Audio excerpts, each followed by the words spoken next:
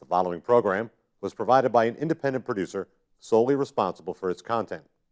The opinions expressed do not necessarily represent the views of this station, its staff, board of directors, or underwriters. Hello and welcome to this special, very special edition of our program, CHW in Action, with your host, your friend, your CHW, Rafael Calderon. As always, I like to emphasize that CHW stands for Community Health Worker in Action, because I'm always in action trying to bring you my community of Nashua, my community of Manchester, my whole community of the whole state of New Hampshire, and my community of the whole New England region and beyond. The whole idea of this TV show is that I want to introduce you to new ways to live a healthier lifestyle so that you can create your ideal lifestyle. And as I always like to mention that my belief is that when we are healthier, we can be more powerful in creating an ideal lifestyle. So whenever I meet someone that knows a little more than I do about living an ideal lifestyle from different perspectives, I always want to introduce them to you, my audience. And a few weeks ago, I had the honor of meeting a young man who wanted to talk about a book, an amazing book that his mother wrote, and I wanted to have a conversation about it. So I cannot go too deep into the book, but I want you to know how amazing this author, and I'll tell you that her name is Maritza, I'm gonna make sure I said it right, because I don't wanna, okay, Maritza Iberico, and I wanted to make sure that I said it right, because I want to make sure that everyone knows this very, very amazing lady.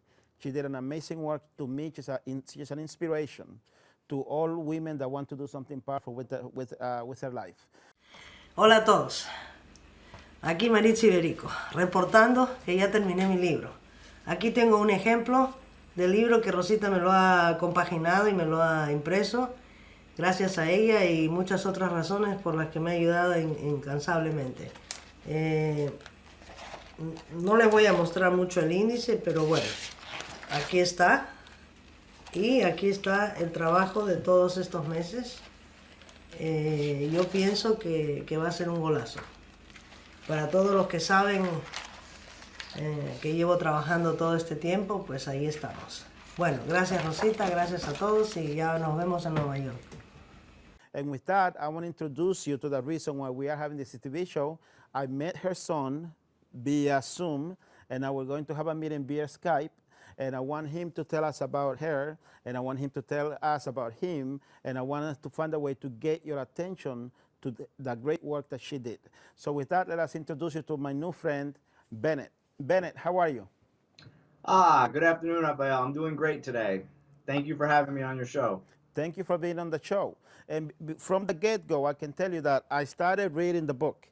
It is an amazing book, okay? So as I told you on the phone, my goal is that you can help me and help our audience know more about who your mother was. And I mean, to me, she was an amazing lady, and then we can touch on different levels. So first, tell us a little bit about yourself, what you do, and how your mother has inspired you to carry on her legacy with this book.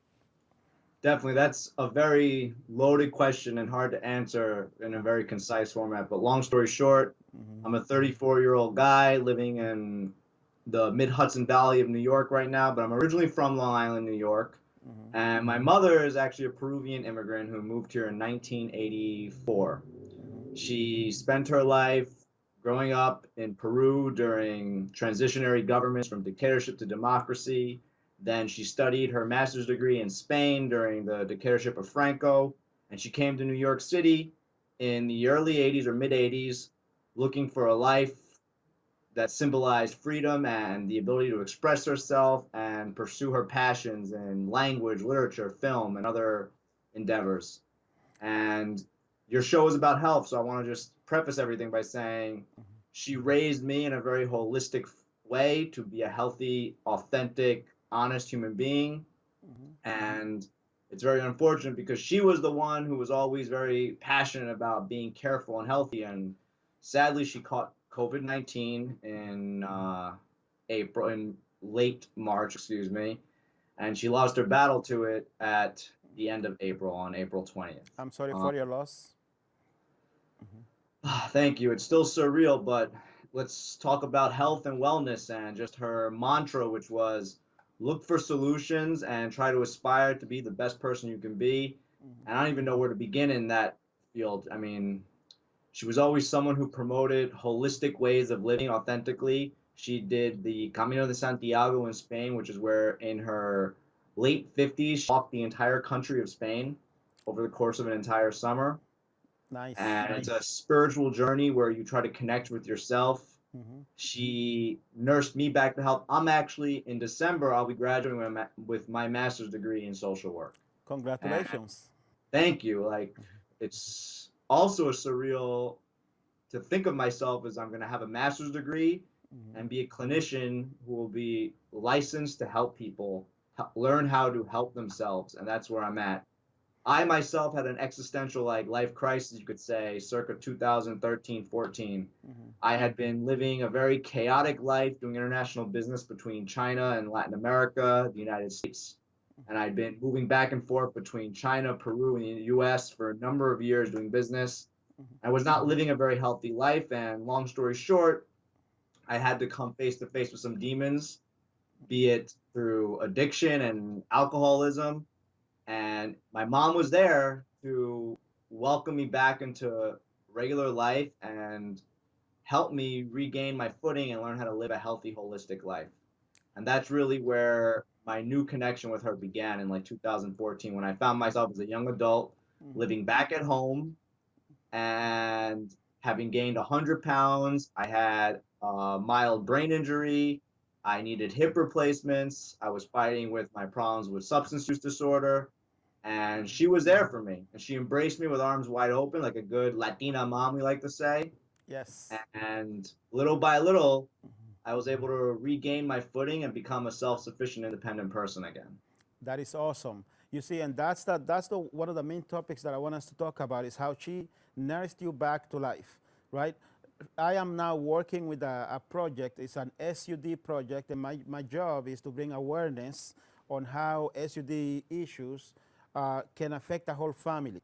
And Yes. what I'm trying to bring forth in my meetings is that a family has to have someone that can have that power, that foundation, to be there and to nurse back to health someone who is struggling with SUDs. So what would you say was the most significant thing that your mother did to let you know that she was there for you, to give you the strength to get your situation under control?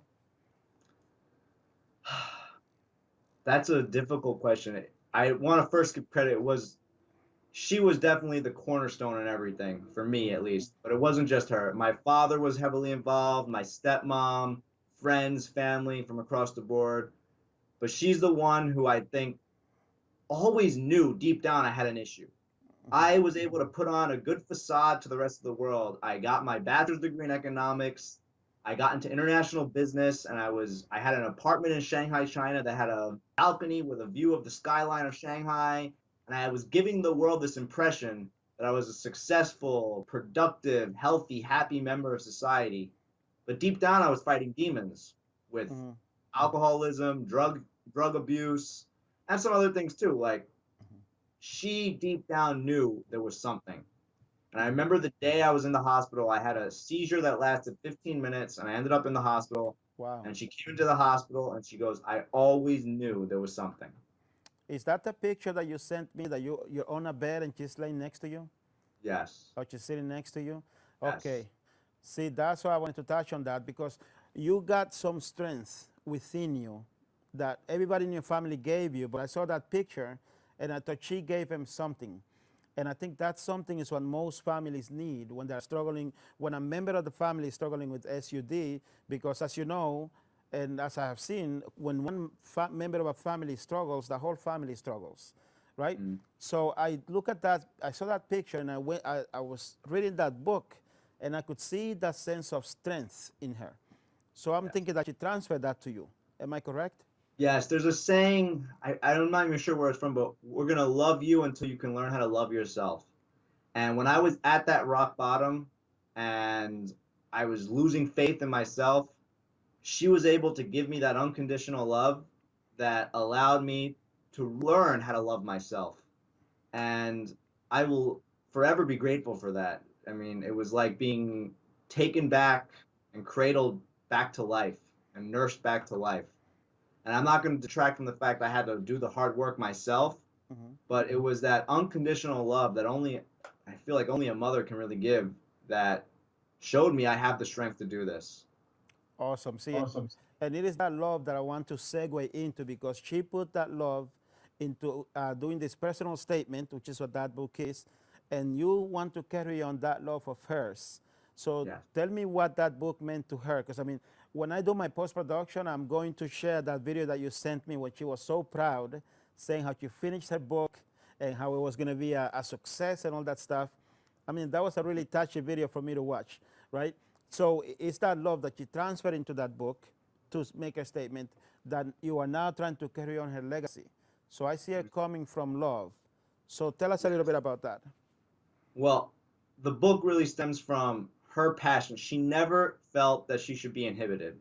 Despite the fact that she was a Peruvian immigrant to this country, she came here not with a lot of money, but educated and with confidence that she could aspire to great things. And that's what America represented to her, a place that you could come, and if you put in the hard work, you can reach great heights. And by and large, she did that. She became a very successful teacher and professor. She taught for a very prestigious public school in Long Island, New York, and for Queens College in New York City. And upon graduating, she felt that she had the time and capacity to speak up. As a proud American, she has a voice. And as a woman, she felt she should have a voice. As an immigrant, she felt she should have a voice. And having recently retired at the age of 63, she saw the direction our country was going with the political fragmentations of the left and right and the divide, and just the deterioration of intelligence and clash she felt in the way debate was being had. So she felt compelled that, all right, I shouldn't be inhibited. I have the ability and capacity and intelligence and resources to express myself. And she did that in a book she spent about 2 years writing. And she very proudly published right before passing earlier this year. And again, I'm sorry for her passing. I know that must have been difficult for you. It's surreal and shocking, my friend. I still sometimes think I wish I could call her, and it's just too soon, because she had no pre-existing conditions. She was a very healthy, vibrant woman, and it just got her. We didn't know the way the virus manifested originally. She thought she had food poisoning. So she let it sit for about a week before she went to the hospital. By the time she got there, it had just progressed too much. My Lord.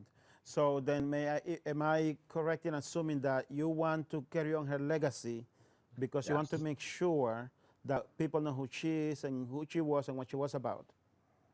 That is correct, my friend. She was passionate about many things, not just the book she wrote, but the book was the last legacy she left the world.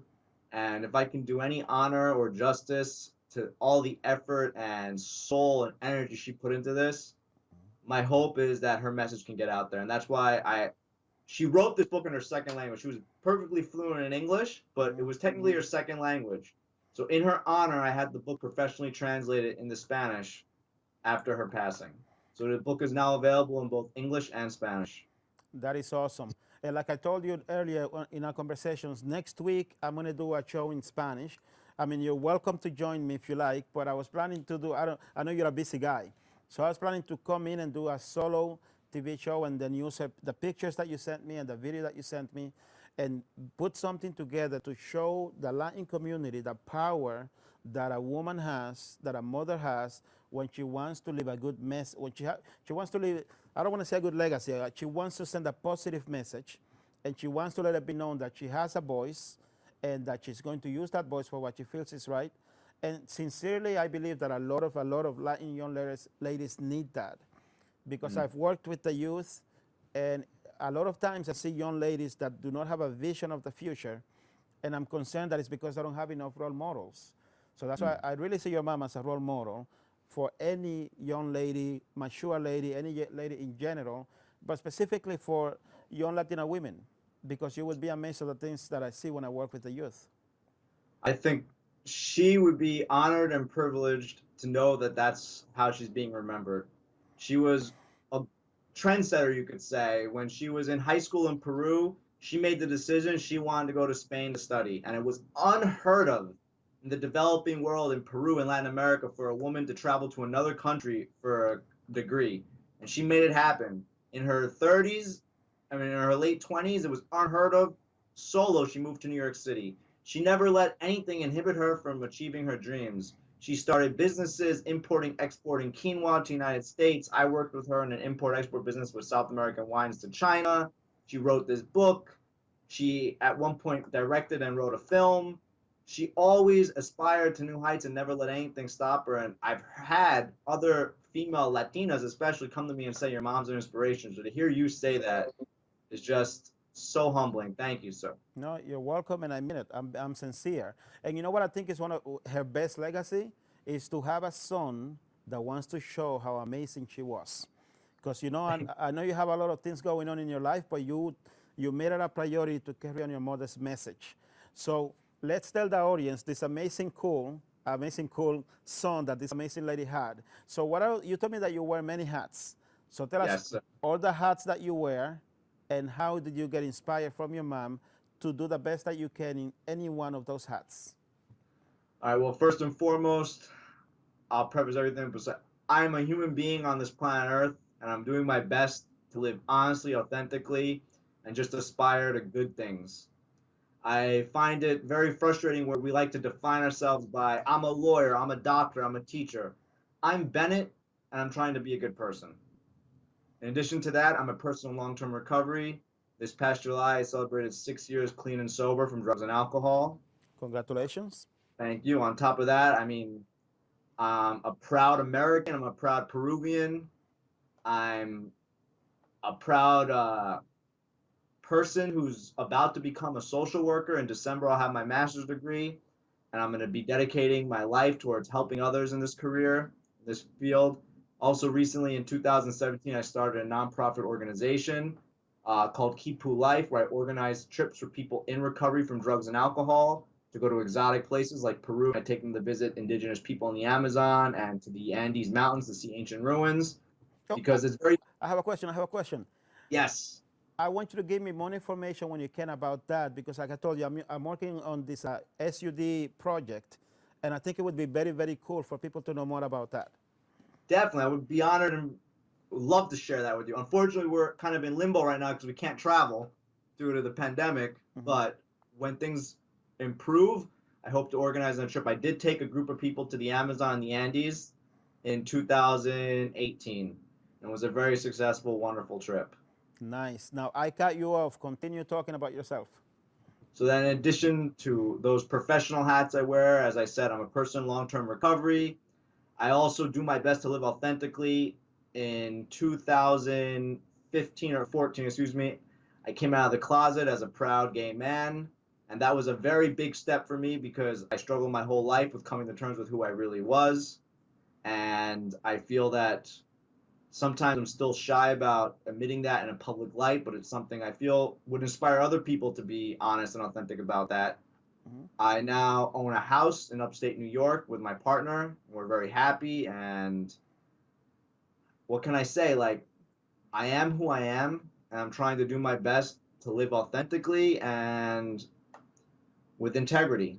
It's a day at a time process, and here I am. Well, we're glad that you're here because you're a good man doing good things, and that's what it comes down to. Okay. Thank- So, what plans do you have for the future? Well, right now, working full time and getting my master's degree is something I'm going to finish. To honor my mom, I want to finish my degree in a very positive light. I plan next year, if I can get back to Peru, to maybe explore some potential opportunities to help people down there.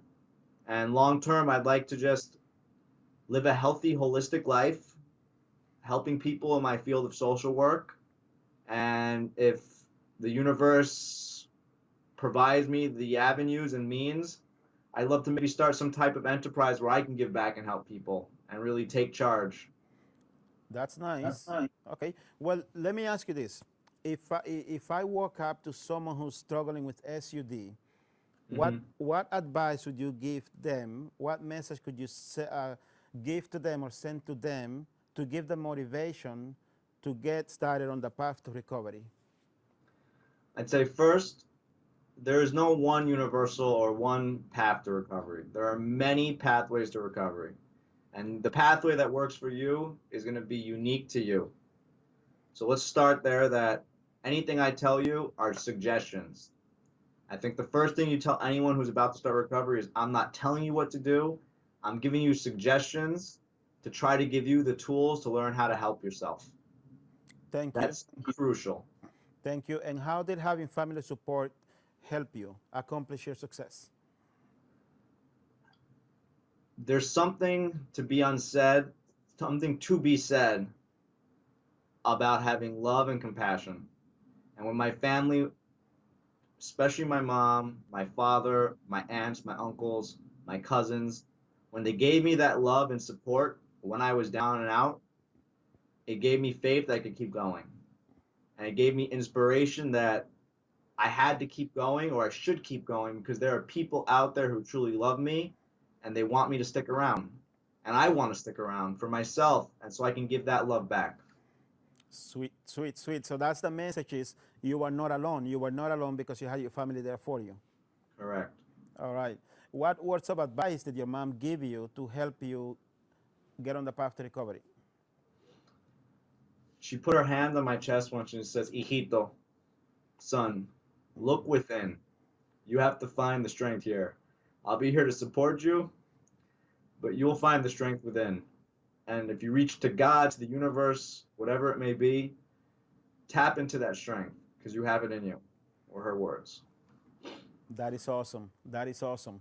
Okay. I'm throwing questions at you because I want the audience to get to know more about you. But if you have any topics that you'd like to talk about, to bring up that I'm not mentioning, feel free to bring them up because I want this to be your platform. Definitely. What I'd say is we're human beings on this planet Earth, and this is a rock floating through space, circling around the sun in this infinite universe. Is there some man behind the scenes pushing buttons or pulling levers? I'm not sure, but I know that there's something greater than myself out there. And am I upset that my mom is gone? Yes, beyond words. But she taught me to keep going and always reach for the stars because there's something bigger and greater than myself out there. Do I know exactly what that is? No, I don't know exactly what that is. But I'm going to keep looking for it and searching for it. And this challenging time we're in with a very divided country with left and right, it's difficult sometimes when I'm trying to honor her with this message of her book because, I mean, the book's title is very provocative, you could say. I would agree. And her real message was not hate. It was really to show that we should look for love and we should look for solutions. And you don't have to agree with her. You don't have, and I think that's the message I'd like to get out to the audience. She taught me you don't have to agree with everyone in the world, but we should be able to have a dialogue. We should be able to engage with one another. And the hypocrisy that has become modern media and modern news, where everything is fact checking and pointing fingers, and it's so difficult to get to the truth. I heard an expression once that the truth is stranger than fiction. We really don't know at this point, and it's so difficult. We have to look within and listen to all sides and come to some type of common ground to move forward as a, not just a country, but as a species, because we're facing crisis right now. A global pandemic is upon us. Global financial collapse is upon us with this pandemic. Pollution and the deterioration of our environment. There's so many powerful things at play right now in the world. Her book is one piece of the puzzle to try to address what she thought was an injustice due to just the manipulation of facts. The book, she uses the words of people to show the hypocrisy and lies unfolding before our eyes. Direct quotes.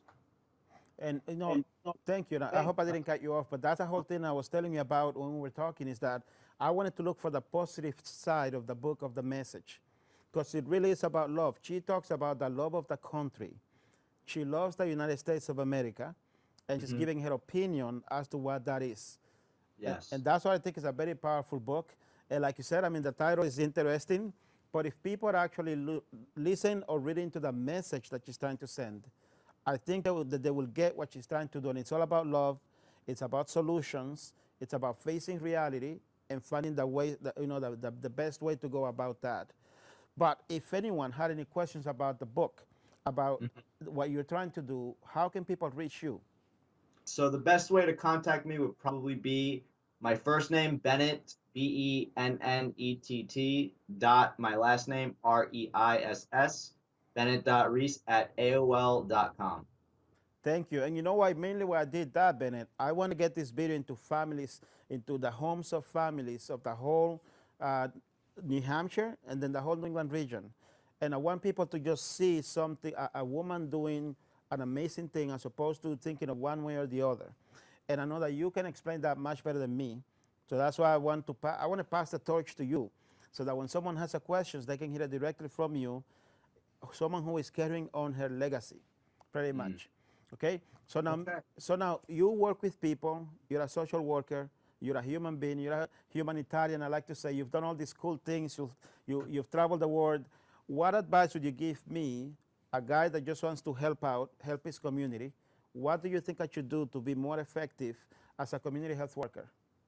I think live authentically and show people with your own actions and your own life what it is to live altruistically, healthy, and honestly. I think in my own journey towards recovery, I've been able to guide and mentor a lot of other individuals. And the thing that I feel that most resonates with them is when they see me living virtuously, honestly, and with integrity. Awesome. Thank you, sir. We have about 30 seconds left. Can you give me, is there one last message that you'd like to send to humanity? Something very cool about your mom. Look for solutions and aspire to reach the stars. You can do it. Very powerful. All right. Thank you so much. I appreciate your time. I sincerely do. It's been an honor. It has. Like Rafael. Okay. Thank you, sir. And thank you for being with us. As you can see, this man is a very cool man. He's a great human being. He gets it from his whole family, but now we know that he gets it from his mother. He's trying to carry on her legacy. The woman is an inspiration. She's amazing. He and I had a conversation, but when I started reading the book and seeing what she was trying to do, reading into her history, it's a true, true honor to read that book. I'm reading it right now. So I'm telling you, I'm going to find a way, a positive spin to get this message out, because I think that people would benefit, especially in my humble opinion, Latin American women could see her as a role model. And for those that might want a little push into being more open about their opinions and their personal statements, I think we have a role model in our hands. Okay? So with that, I want to thank you so much for your time. I sincerely appreciate it. Your friend, your CHW, Rafael Calderon. God bless. Hola a todos. Aquí Maritza Iberico, reportando que ya terminé mi libro. Aquí tengo un ejemplo del libro que Rosita me lo ha compaginado y me lo ha impreso. Gracias a ella y muchas otras razones por las que me ha ayudado incansablemente. No les voy a mostrar mucho el índice, pero bueno, aquí está. Y aquí está el trabajo de todos estos meses. Yo pienso que va a ser un golazo. Para todos los que saben que llevo trabajando todo este tiempo, pues ahí estamos. Bueno, gracias Rosita, gracias a todos y ya nos vemos en Nueva York.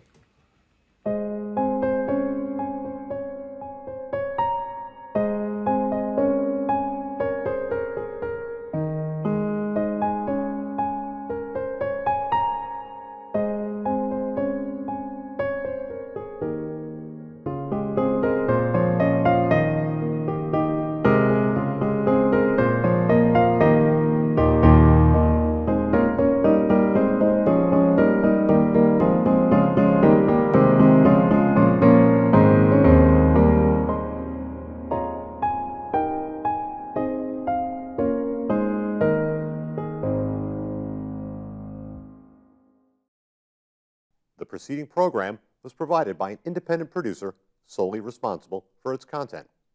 The opinions expressed do not necessarily represent the views of this station, its staff, board of directors, or underwriters.